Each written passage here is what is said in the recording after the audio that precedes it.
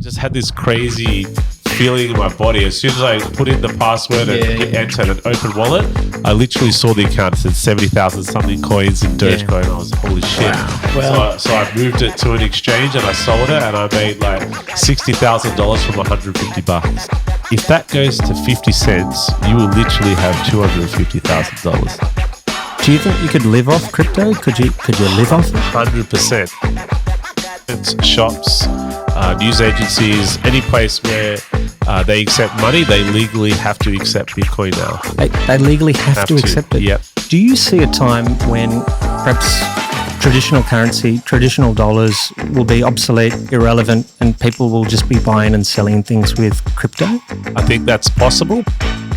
Imagine if I did sell my car for 2 Bitcoin, I would literally have like almost 180 grand right now if I kept that 2 Bitcoin. See the potential here? Hypothetically, if you were a criminal, would you be comfortable buying and selling things using crypto? Would you feel confident? If it's Bitcoin, then maybe not, because if anyone knew my Bitcoin address, then I could get done very easily. Okay. To do kind of anonymous stuff, you should be looking at more privacy coins like Monero or Zcash. So I think there's a lot of manipulation going on, including Elon Musk, including the Chinese government. I think Chinese government are also even trying to manipulate the price of Bitcoin as well by trying to ban it. And now news that I've seen recently is now they're trying to potentially lift the ban and start accepting mining again. And I think all that comes down to manipulation. In that sense, perhaps there is a need for regulation then if people are manipulating currencies like that. But how do you... It's very hard subject of regulation, which is why they haven't properly regulated it even now. Because how do you regulate something when a country like China is going to ban it? Yes and no. I think it's good to have some sort of regulation revolving around Bitcoin. Like say, for example, I believe all exchanges should be regulated. I think they should be held accountable. I think it's dangerous when you have things like Mt. Gox that are just taking people's money. There are sharks out there, but they may take advantage of people. Sometimes government does need to step in if that happens too often, especially if lots of people lose lots of money. The whole point of Bitcoin is to be unregulated and to be able to send funds anywhere I want without answering questions. Then recently I swapped it for Cardano, and then now you can see that, Shiba's gone up. Okay, so someone could argue to you, what's the point of getting into crypto when all you're doing is just swapping one coin to the next? Like, when are you actually going to sell for real fiat money?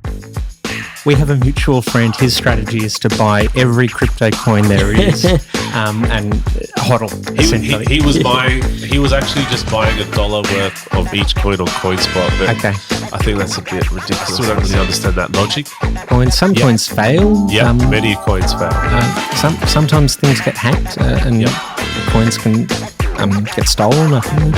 Most of the time when things get hacked, though, it's mainly exchanges that are getting hacked. It's hardly ever someone's personal wallet. If you lose those keys, then you're screwed. That's the problem.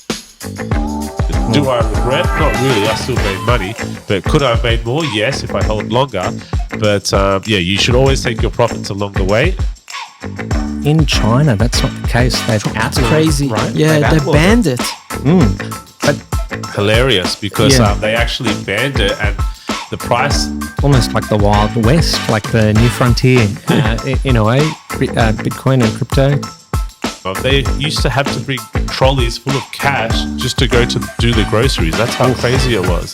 But that person sold everything they had and put their money in Cardano, right? And then so this guy actually sold his house and went all out and literally put millions into this Cardano coin.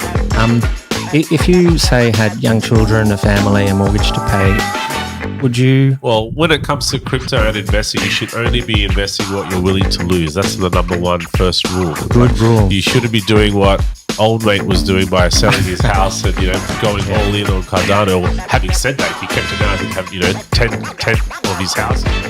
They're very stuck on their views and they're not really willing to accept new information. Most of the time, anyone that I talk to that doesn't like Bitcoin or is not with Bitcoin, it's pretty much every single time been someone that doesn't understand Bitcoin and how it works.